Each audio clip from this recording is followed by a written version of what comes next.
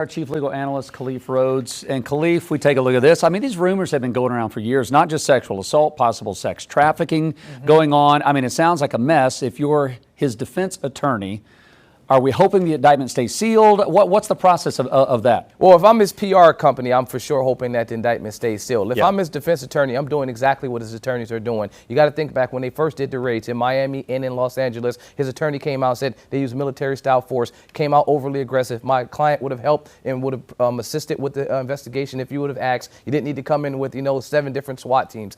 So now when you talk about this arrest today, or last night, I should say, they said he moved back to New York specifically to help participate with the investigation because he knew that this was coming. And so he's saying all the right things in terms of we're helpful, we're not trying to evade, we're not trying to run, and we're not trying to flee. All that is laying the foundation for once this is unpacked, once the indictment is unsealed, the judge will have to address him in the conditions for release.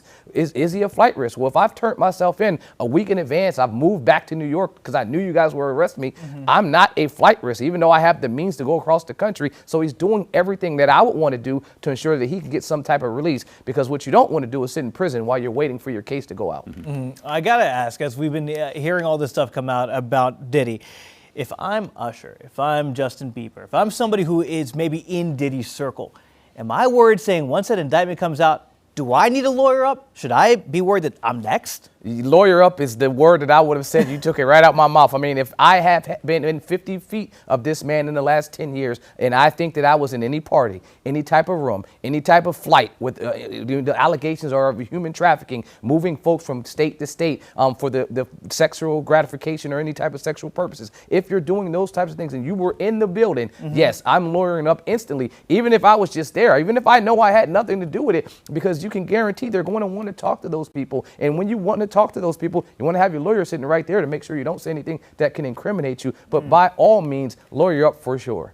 Combs' attorney is saying, quote, "We have indisputable, incontrovertible proof that these claims are false." I mean, when a sexual assault, you got to have some kind of proof. It can't just be a she said, he said type of case. Now, I'm not minimizing any of these cases, right? But if we're layering them, when I deal with a client that has multiple charges, I'm like, okay, you got some misdemeanors here and you got some felonies, and here are the felonies, and we're ranking the felonies, right? And trying to let you know, well, here are the most severe, here are the lower levels, and we talking about the offenses. Well, the sexual assaults, those are the lower ones when you're talking about the severity. The human trafficking is the ones that he's really going to have to deal with, and those are really not going to be hard to prove. If you have an individual saying that they were involved with human trafficking, and they have your flights, and they have you in hotel rooms, and they're moving from state to state, you just follow the paper trail. These other cases are going to be witness testimony and victim impacts from what happened there. But the human trafficking, those are going to be the ones that bring down everyone. So in these type of situations, you just follow the facts, and it can't be anyone's statement that's going against the facts.